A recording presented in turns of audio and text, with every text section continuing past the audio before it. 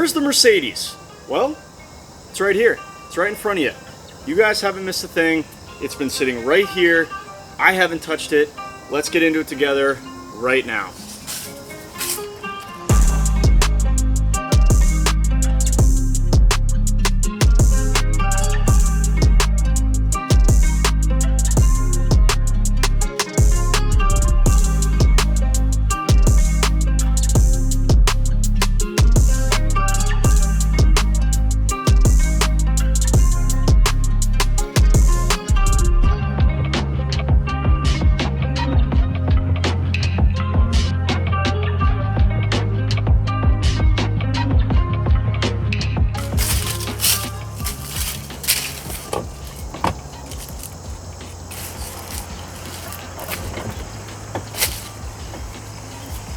Well, you guys have been asking for it.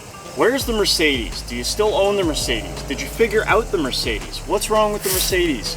Did you sell the Mercedes? The people want the Mercedes. More specifically, people want my 2010 E63 AMG. And unfortunately for me, but fortunately for you, you guys have not missed a thing. If you're wondering why this thing looks like it was parked at the bottom of the ocean next to the Titanic for the last 100 years, it's because it's been sitting here for quite a long time. I did a video on diagnosing a misfire in this car back in, I think it was March. Most of you guys probably saw that, but if you didn't, let me bring you up to speed of why it looks like this, why I'm filling it up with a 5-gallon thing of fuel, and why I haven't driven it in the last 8 months. Shh, we're gonna make it all better. This is my 2010 E63 AMG, aka Burnout Machine.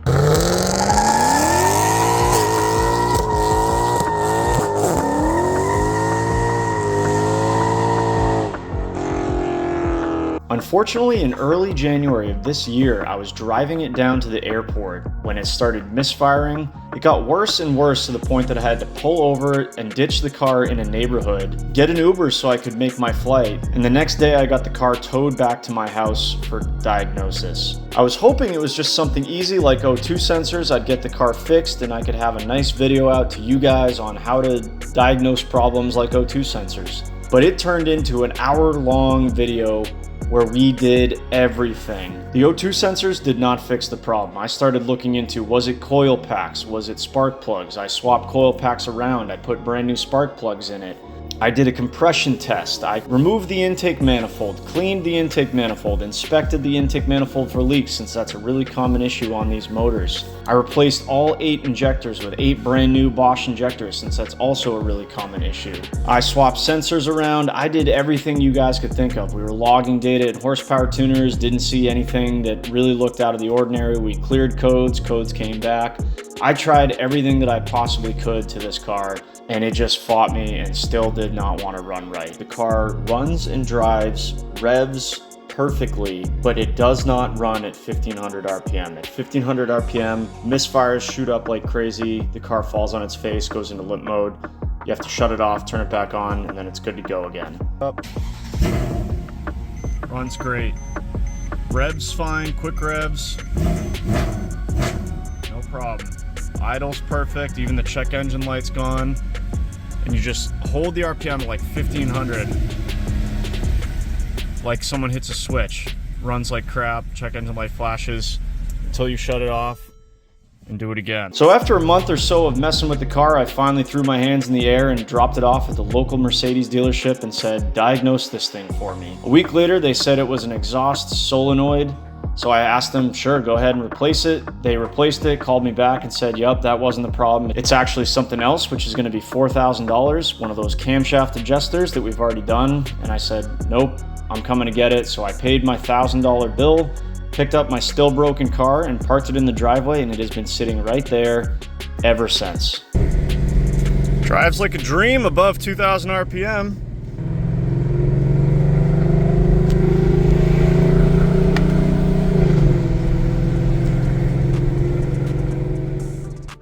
Still with me? I know that was a lot. But now that you're up to speed, you can probably understand why I've parked this thing and why it has been sitting here since basically January of 2024. But enough is enough. You guys are asking for it. I miss this car. Even though it's given me some problems, I absolutely love this car, and I'd like to start driving it again. Summer is kind of coming to a close. I'd like to have a comfortable 4-door daily driver again. And you know, the engineer in me just wants to fix this thing. What is wrong with this thing? So let's see if we can get to the bottom of it in this video. Big drink. First fresh fuel this thing has had since probably December of 2023. Maybe that fixed it. Probably not. Well, just a quick walk around for those of you that are new to the channel. This is, as I mentioned, my 2010 E63 AMG. This is kind of a rare car in that the M156, which is the 6.2 liter naturally aspirated V8 that came in these cars, only came in this body style for 2 years, 2010 and 2011. It was in the C63 forever, from like 2009 to like 2015, I think.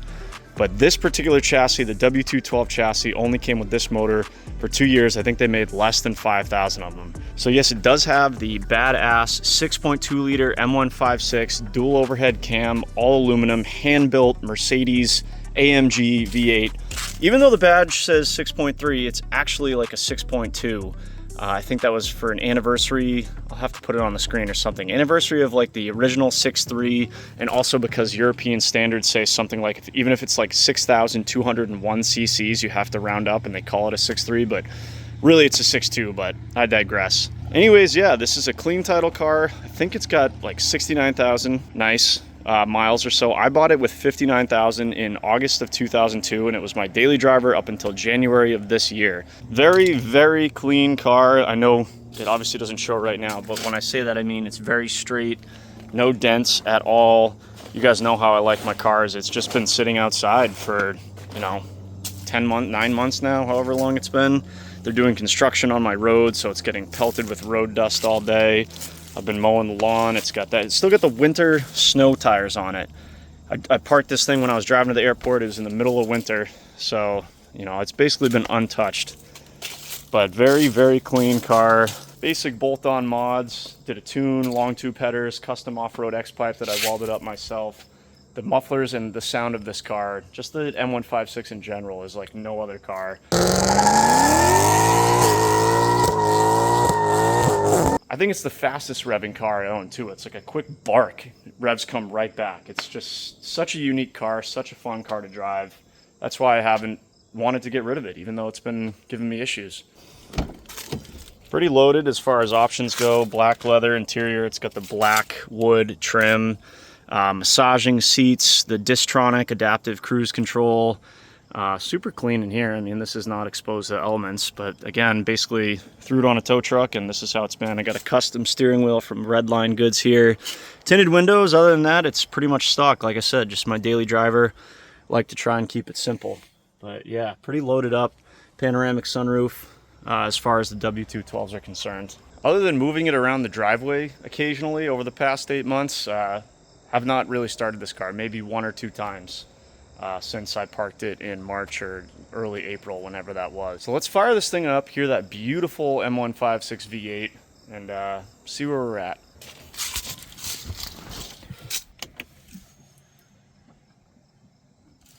Well, fuel gauge still works, so that's a good sign. Just added about 5 gallons.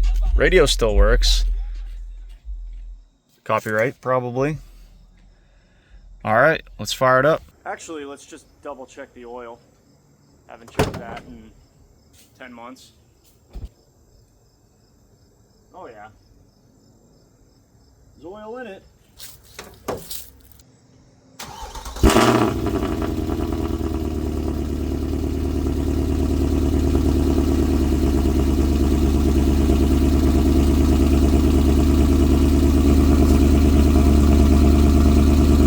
Never gets old.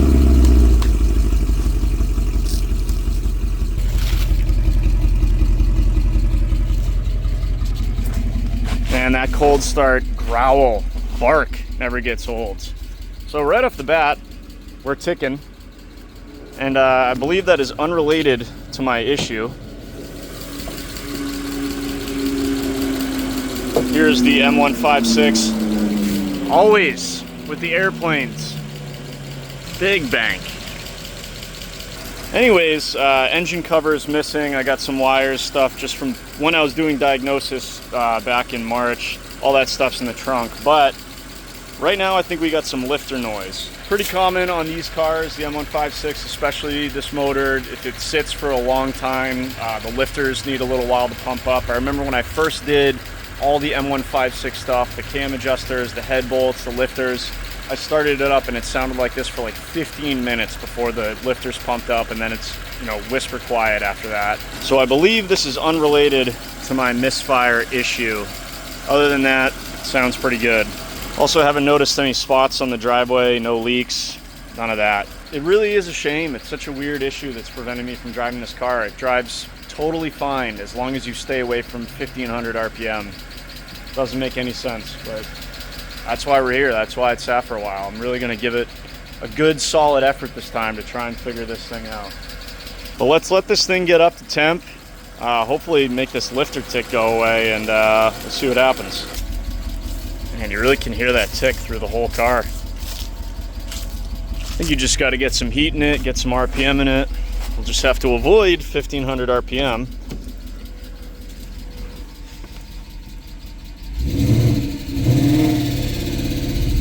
Oh, it's already doing the thing.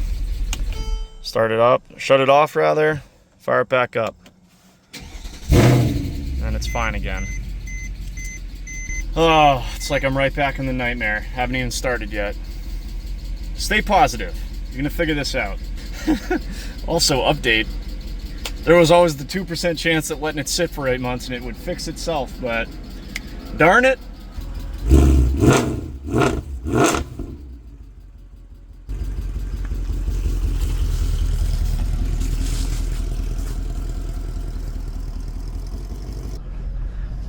All right. First time on the road since drove it home from Mercedes. Let's see if we can get some RPM in this thing, get some heat in it. See if we can't get this tick to go away to start with. The tricky part is avoiding 1500 RPM. Gotta get right through it.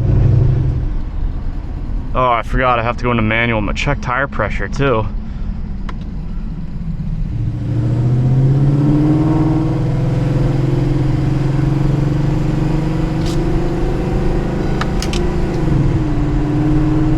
Oh yeah, that front left is real low. Be gone, leaves. Just keep it right around 2500. We should probably turn around and fix that tire, add some air to that. I meant to check that. That thing was flat. Whoops! The brakes are not good after sitting for God knows how long. How do I put this thing in manual mode? I don't even remember.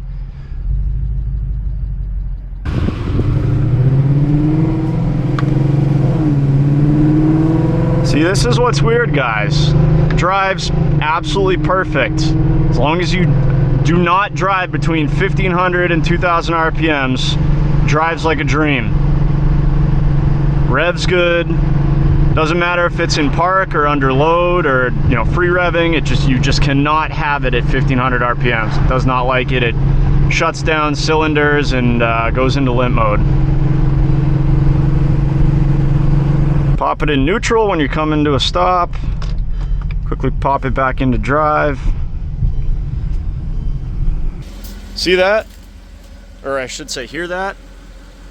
Yeah, me either. Thing sounds like a sewing machine now. These things just don't like to sit, these M156. You gotta drive them. And if you hear that ticking on your lifters after it's been sitting for a while, just drive it. Get some heat in it, get some RPM in it, probably be fine. All right, let's put some air in that tire. Shout out to Ben Pack for this jack pack.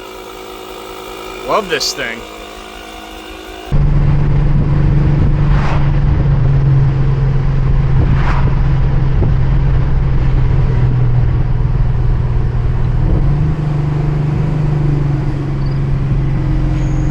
Doesn't this guy know that I'm trying to like beat on this thing a little bit? Doing 25 miles an hour. Whoa. We on fire?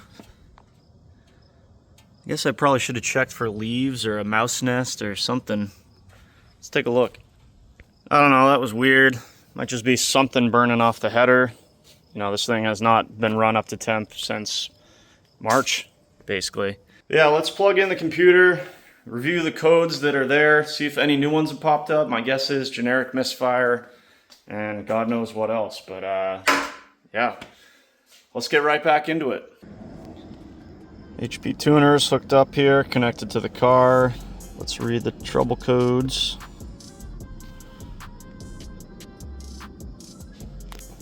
Heater control circuit, bank 1, sensor 2, that's a downstream O2 sensor, we're not worried about that. And then just random misfire, 1, 2, 3, 4, 7, and 8. So basically every cylinder but 5 and 6 at this point.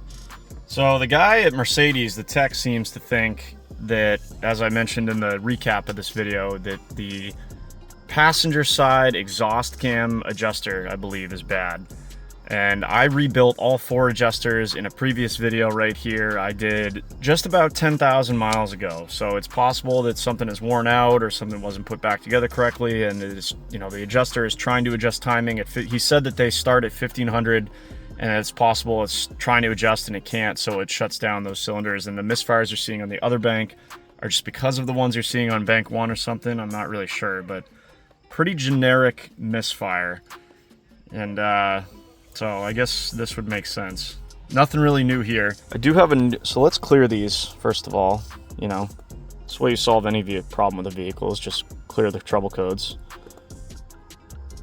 Then cylinders 1, 3, and 4 always come back, which I believe is that bank over there. Those are permanent, so we can't get rid of those until we actually fix the problem. But I've created a log here, and what I kind of want to watch is these intake cam, desired angle, and cam angle portions. We'll see if they match up. Does the intake cam desired angle match up with where the actual intake cam is, or does it indicate that there's the intake cam or exhaust cam, for example, is trying to adjust and can't, and therefore it's throwing a code and misfiring? Let's take a look.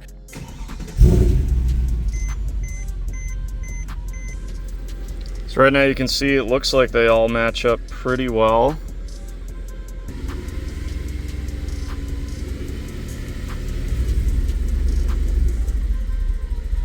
And we're in limp mode.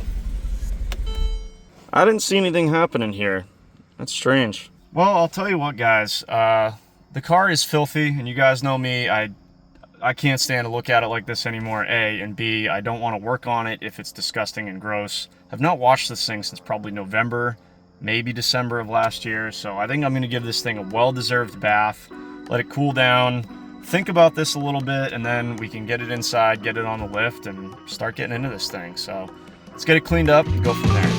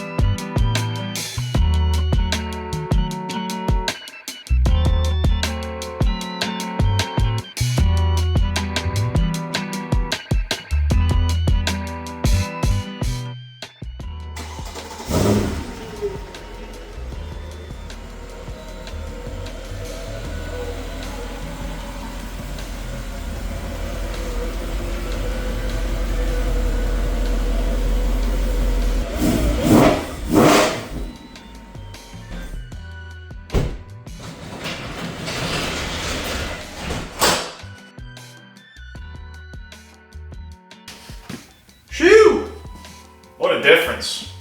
It's not perfect, but it's a lot better than it was. Gotta love the service position on these Mercedes hoods. Look at that. So before we get started, I think it's worth mentioning a couple of things that I did before I dropped the car off at Mercedes. After I ended the last video, I kind of poked around and experimented with a few things before I went ahead and gave it to Mercedes to try and have them fixed, but I didn't film a lot of it.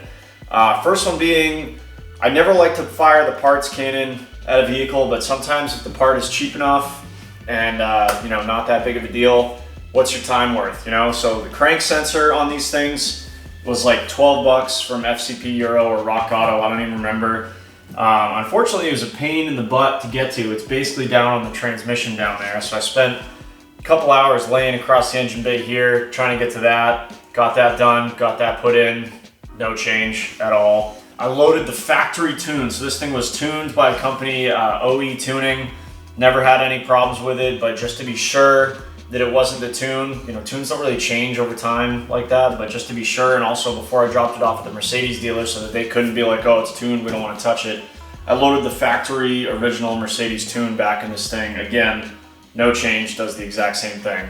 I removed the catch can that I had installed in the last video, last August, I think, when I was working on this car from 63 Motorsports. Again, just to be sure that there was nothing wrong with that. And while I was there, did a brand new PCV valve, even though I just did one back in August of last year, like 2,000 miles ago. New PCV valve, removed catch can, new crank sensor, and flashed the factory tune. None of that was in the last video, so that's all stuff that I've tried. No change at all, still does the exact same thing. The only thing that has changed, which I think here is a huge indicator and probably where I'm gonna go next, is I actually discovered this by accident while I was messing with the PCV system. Let me bring you guys in closer. Right down here, this is the camshaft adjuster solenoid. This is the exhaust side, this is the intake side. I forget why, but I unplugged it. I unplugged it when I think I was rerouting PCV lines or something like that. And I unplugged the exhaust cam solenoid and went to start the car and it ran perfect. It ran perfect. You could rev it to 1500 RPMs and keep it there all day, and it would run there all day, no problems at all. So I thought that it was the PCV valve. I was all excited. I came back here, realized this was unplugged. I was like, oh, whoops. Plugged it back in, got back in the car, tested it again, 1500 RPMs, boom, fell right on its face, limp mode, misfires, you name it. So, in summary, unplugging the camshaft sensor or camshaft solenoid, camshaft adjuster solenoid, fixes the problem. You get obviously a check engine light for, you know, no response from this thing, but the car doesn't misfire. It runs perfect. It runs perfect driving. It runs perfect everywhere. And that was on the sheet that I typed up to the tech. I basically said, yeah, this is what I found. If you unplug this, it runs fine. And he was able to verify that as well. And as I mentioned, when I picked the car up, they basically were like, it's the adjuster. And if it's not the adjuster, then we need to open a case with Mercedes Engineering over in, you know, Germany, because we don't know what the hell is wrong. This is our master tech at the local dealership. Was like, we don't know what else it could be other than this adjuster. So that is where I'm going next, which is, like I said, is unfortunate because I just did them or rebuilt them 10,000 miles ago, which a lot of people do on these motors, is those backing plates that wear away and cause that rattle on startup. Who knows? Maybe something's bound up. Maybe something is worn out already. Who knows? But that is where I'm headed next. I've done this once before, so hopefully it goes smoothly. I think I'm going to start with this side since we believe that this is the problematic side. But, you know, the air boxes have to come off, the cam covers have to come off, coils, all that good stuff. But before I do that, I'd like to check one more free thing, and that is the ECU, which I'm pretty sure is in just up under the splash shield here. I think this is a lot more common on the M159, but some of these V8 AMGs have like an oil wicking issue where the oil will wick through the harness and up, sometimes even up to the ECU, and will fry a whole bunch of things and make it do all sorts of weird things. So while the car's in the air, if I pull the splash shield down, we can really just quickly check the physical connections at the ECU, make sure nothing's corroded, make sure nothing's shorted, make sure there's no oil in there, plug them back in, and then we can probably continue with what we're at here. Here's my pile of parts. We'll get to these in a second. But here's my 63 Motorsports catch can that I removed trying to diagnose this issue.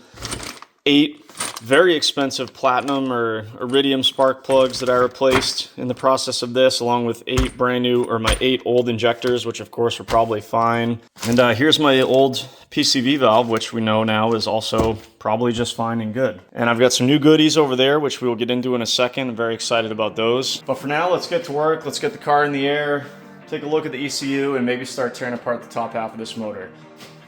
Again. All right, let's get to work.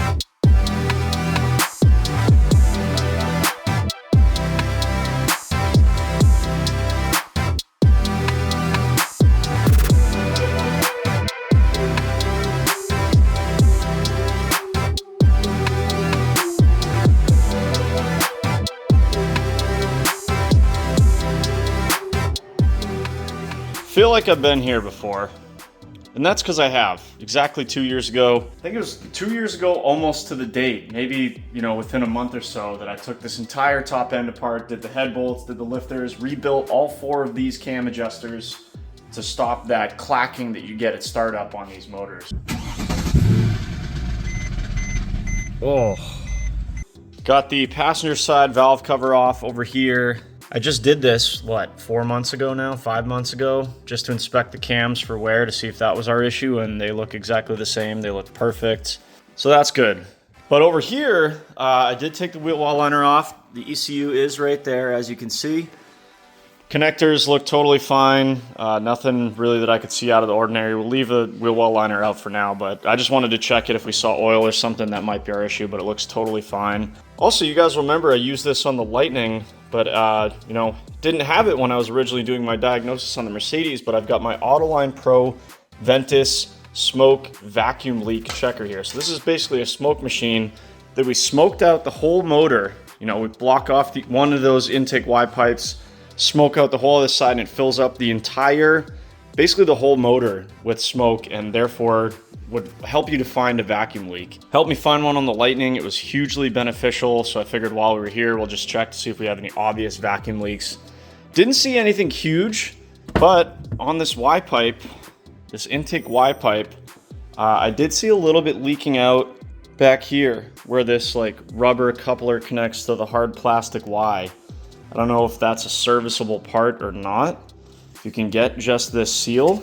It wasn't a huge leak, so I'm not sure if that's going to be our issue. I got my doubts. But also in all of my diagnosis and removing this thing, I did break one of these tabs off. back when I was messing with this thing a lot. So I might just find, I think they're like 90 bucks on eBay. I might just order up another one of these, a known good one, just to have it, just in case. I'm not confident that that's causing our issue. Our issue is extreme, but just, you know, a good tool to have to check to make sure we didn't have any obvious vacuum leaks. So what's the plan here? Well, the Mercedes guys seem to think that the cam adjusters are bad, or specifically the exhaust one on the passenger side bank here, which, although doubtful, is possible because, you know, they do go bad. I did rebuild them 10,000 miles ago, but that's only the back plate. It has nothing to do with any of the other components. So that's where 63 Motorsports come in. They're the guys that supplied my original backing plates to rebuild my adjuster plates. I was talking with Jan over at 63 there. Great guy. The customer service from 63 Motorsports has been second to none. They're also the guys that provided me with my my catch can here. And they're just huge advocates of the M156 chassis. Those guys live and breathe M156 motor, and M159. And Jan reached out and said, this is a weird issue. I saw your YouTube video, you know, how can I help?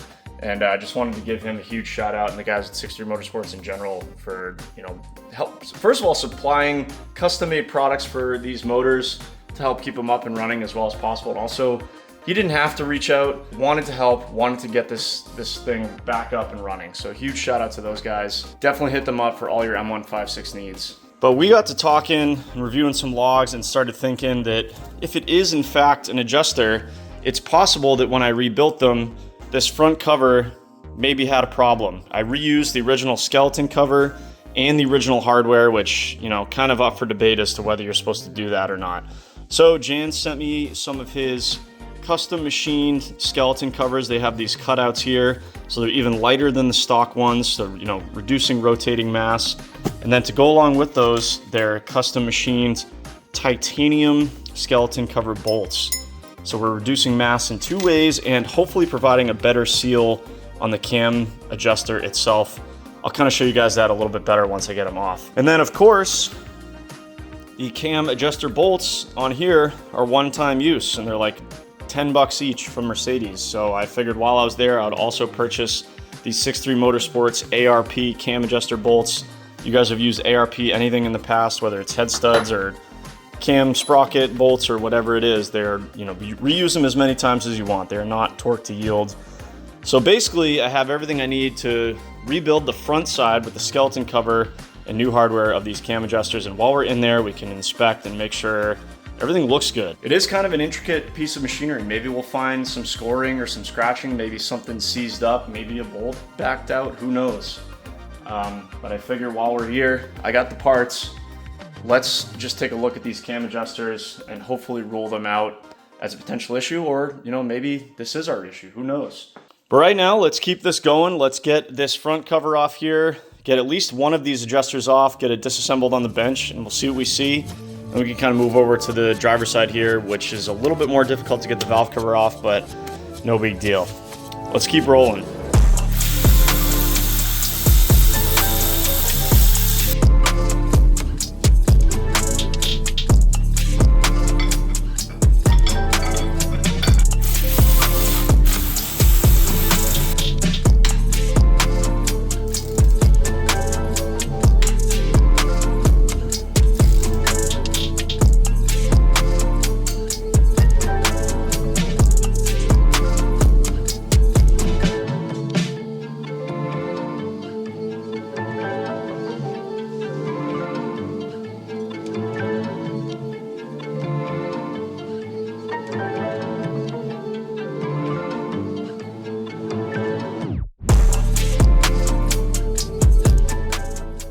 All right, passenger side, I believe this is bank one. It's hard to keep track of which manufacturers do bank one on which side, but I believe on Mercedes this is bank one.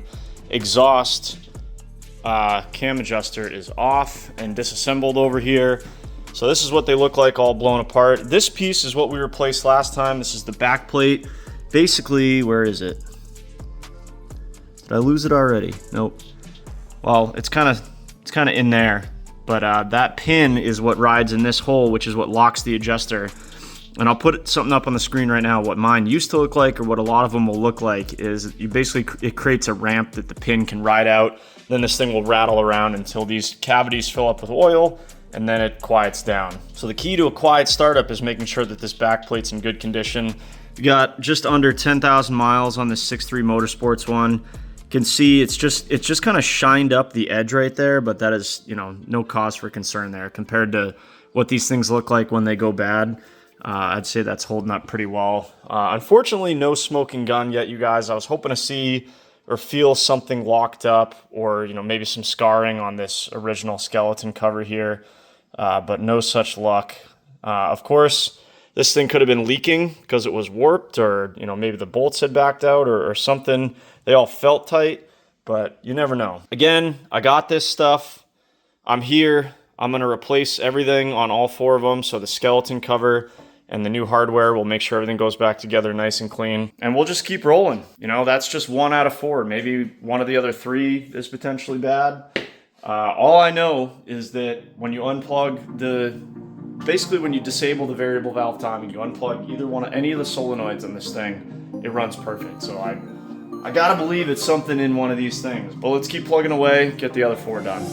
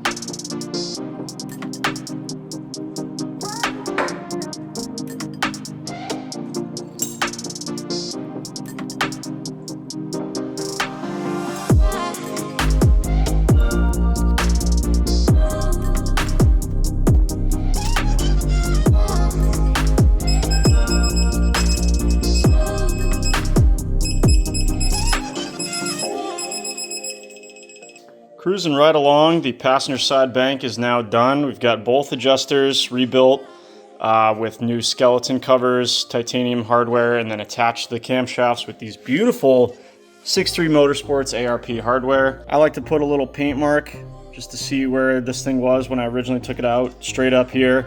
And you can see where the assembly was as a whole. Obviously there's no paint mark on the new part here, but the orientation of the skeleton cover doesn't matter.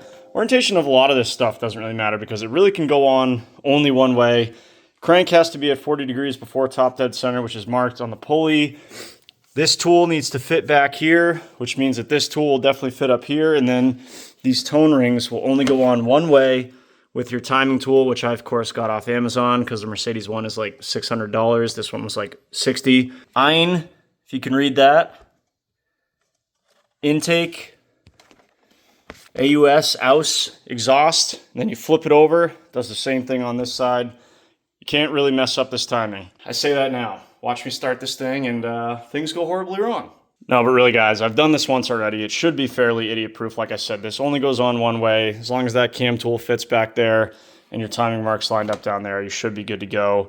No smoking gun still, unfortunately. Here's all the used parts. We've got the cam bolts. These are one-time use only. Diamond washers, I believe these are also one-time use only. There's our 5 each bolts for the skeleton covers, the factory ones. And here are those. I don't see any really obvious scoring. You can see where the pin was sliding back and forth, but I think that's pretty normal. I don't know. We'll see. I haven't found anything that says, yeah, that was definitely the problem, but you know, at least we can rule these out. I checked the function of these adjusters, you know, on the bench before I put them back in. Made sure everything moved freely. It does. And now we have the peace of mind of knowing that we've got the best quality components on these camshaft adjusters. Titanium hardware, ARP bolts, machined billet, skeleton covers there. And now in the process, we've also rechecked our timing, even though I already did that in the last video. But yeah, at this point, you know, why not? Why not upgrade it? I would say while you're in there, but we weren't already in here, so I don't know. Why not just waste time upgrading it? It's modding cars. That's what car guys do. We mod stuff. Anyway, it's going to be more of the same on the driver's side here, or bank 2, I believe, on these Mercedes motors. So we'll get this all back together, get this side knocked out. We'll time-lapse most of it, and then go from there. But yeah, let's keep rolling.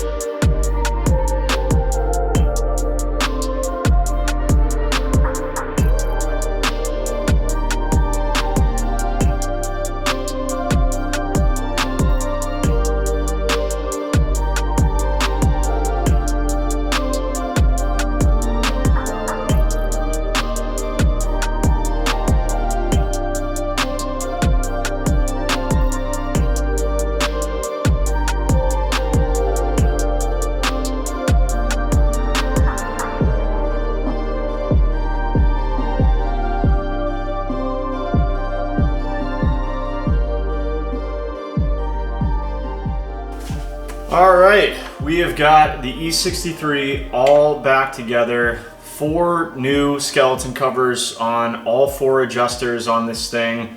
Titanium hardware, new Mercedes-Benz, diamond washers, and all ARP cam bolts or adjuster bolts that hold the adjuster to the camshaft itself.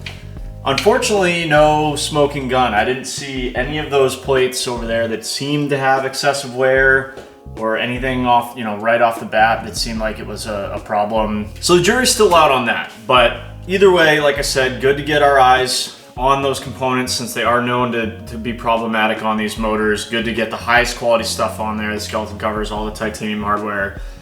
Good to have them on there. Now we know that those should be good. Got everything sealed back up. I did end up ordering another one of these intake Y pipes here. I found one on eBay for like 40 bucks with 10 bucks, so 50 bucks after shipping.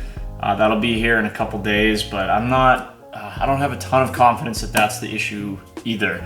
I also am not all that confident that what we just did, all those days of work, well, not really days, kind of just picking away at it, but I'm not super confident that doing these adjusters is gonna solve anything. But you won't know until we try. It's, like I said, there's something going on with something up here. The fact that you can disconnect the camshaft solenoids, either one, any of them, and that obviously must, disable the variable valve timing altogether and the car runs perfect. I think that's a really good indicator, but I don't know. Point being, we're ready to start this thing. So I'm gonna get the battery hooked back up here. I actually had it on the charger for a little bit too, just because the car was, sitting for so long. Always good to have a fully charged battery, especially in these like high-end cars like Mercedes, BMW, Corvettes, like all with the ones with all the electronics, they freak out with low voltage. So anything you can do to keep that battery topped up is probably a good idea. So let's finish installing this battery. I'm gonna give everything good once over, one more time, and then I'm gonna start this thing up, assuming I did everything right, and this thing idles perfectly, just like it used to before we started this. I think I'm gonna let it get up to temperature. We're gonna log a little bit in horsepower tuners, see what the fuel trims are doing, and then we can do the test, which of course is rev it to 1500 RPMs. And if we fixed it, nothing should happen. It should continue to run fine. If it's the same failure mode as before, at 1500 RPM, this thing should go into a limp mode within like 3 seconds. So we'll see. So yeah, let's fire this thing up. Hopefully all's good. Go from there.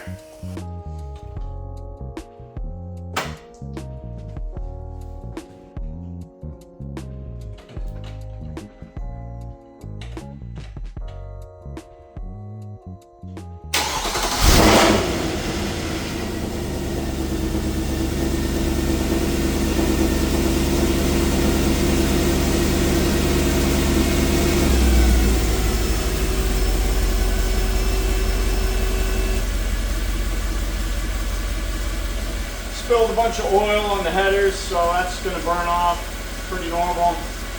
Sounds good though.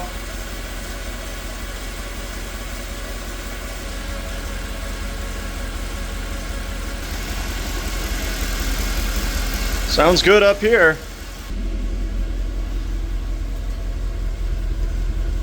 All right, let's let this thing warm up, see what the data says, and see if we did anything or just wasted a bunch of time. We'll see.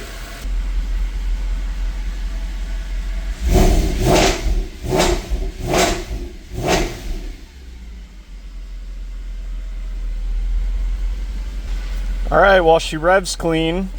No misfires at all at idle. No check engine light, but unfortunately none of that is new. What is interesting is bank 2, our long-term fuel trims are pulling out 14%. So that's a little strange on bank 2, but I'm trying to figure out, I can't remember how to log. I'd like to see the O2 millivolt, see if those things are oscillating like they're supposed to be, but I gotta stop the log. But for now, she's nice and warm. Let's rev her up to 1500 and most likely watch the misfires rock it up. But maybe we'll get lucky. Probably not. Never do. But here we go.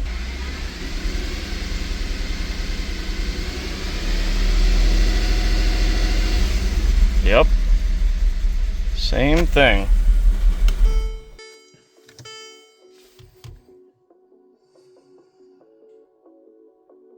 Ah, could have seen that one coming. Exact same thing.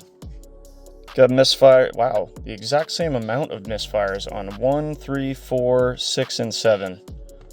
So both banks. Ah, what is up with this thing, dude? Well, this is how this video and the last video probably ended up being over an hour, is just diagnosis. So I'm gonna shut the camera off and just look around.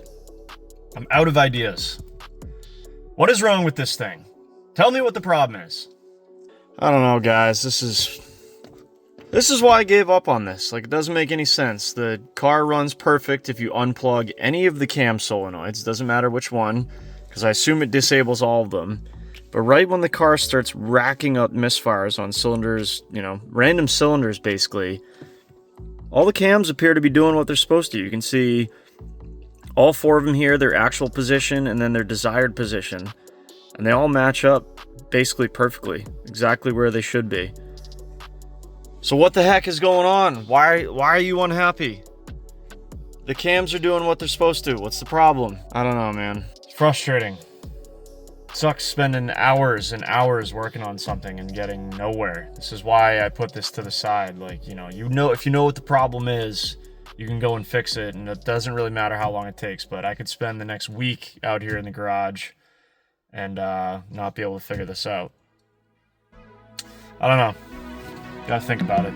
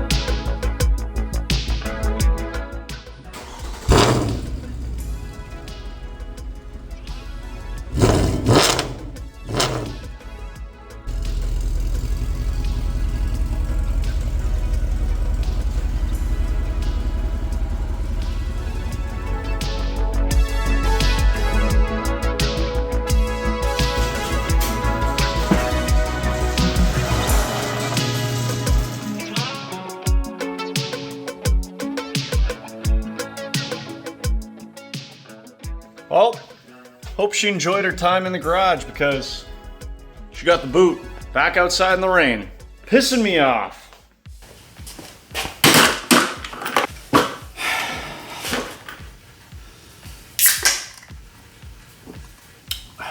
Well, another almost hour-long episode has come and gone, and the Mercedes is still broken, still not running right, still has the exact same symptoms as pretty much when we started the last video. Runs great at idle, runs great above 2,000 RPMs. Doesn't matter if you're driving it, you're in park, you're free revving, it does all that stuff great. Just whether you're driving or in park, you cannot be between 1,300 and 2,000 RPMs. The misfires just stack up. Car goes into limp mode, shuts cylinders down. Oh, actually, did want to show you guys something. This is basically my report from Mercedes. I'll put it up on the screen right now so you guys can see, but basically they were able to reproduce the issue. Check for air leaks, smoke tested the system, checked connectors, found no issues. Starting car with SDS hooked up to it while checking actual values. SDS is Star Diagnostic System, aka Zentry, which is a Mercedes-specific diagnostic tool, found that cylinder bank 1 exhaust camshaft solenoid adjuster is not operating to spec. Recommend replacement of all 4. That's where the $4,000 came in. Tried replacement of 1 solenoid, issue not rectified, still having adjustment issues on cylinder bank 1 exhaust camshaft. Oil pressure okay, fuel pressure okay. Not seeing adjustment values of camshaft. So that's where I'm confused, because in horsepower tuners we can see the adjustment, or we see the desired position and the actual position, and they seem to line up perfectly, which contradicts what they're saying here. And I took all 4 adjusters apart and they all look perfect. They all lock like they're supposed to. They all move freely. So I don't know. There's multiple Mercedes specific codes here, which I could probably go through, but anyways, guys, I have tried everything on this car. I keep looking like it's behind me, but it's not. It's out there. I had to do some work on the Cobra, which you guys will see very shortly in an upcoming video. But I am still stumped. I'm not giving up. I love this car. I'm gonna get it fixed. If you watch between the last video and this one, we've tried everything. At this point, I think I'm going to have to invest in the Star Diagnostic System, or SDS, or Zentry. So I got to figure something out for that. But I think I'm at the point where I need to be able to run Mercedes-specific tests and like send commands to the car to like run its, actuators or solenoids or whatever, and whatever else, because I don't know what else to do. I'm basically out of parts I can replace and out of tests that I can do right now. There are 2 more. I'm looking at the box that has that Y pipe that I told you guys about, but that's very doubtful. I just wanted to get it just because I'd broken that clip anyways. And the other one is some weird like short or break in the wire harness, the engine wiring harness that I've not seen. So short of digging into the wiring harness and seeing what's in there. And then the third one is the ECU just bad for some reason, and it doesn't like those RPMs. I don't know. None of these are cheap options. This is why it's not like you can throw an ECU at this car. They're like $1,200 if you can even get them. I don't even know. Like I said, this is a rare car, but I'm open to suggestions from you guys. If you're a Mercedes tech or you have a Mercedes with the M156 or a similar motor and you've seen this exact issue, feel free to comment down below what you think it might be.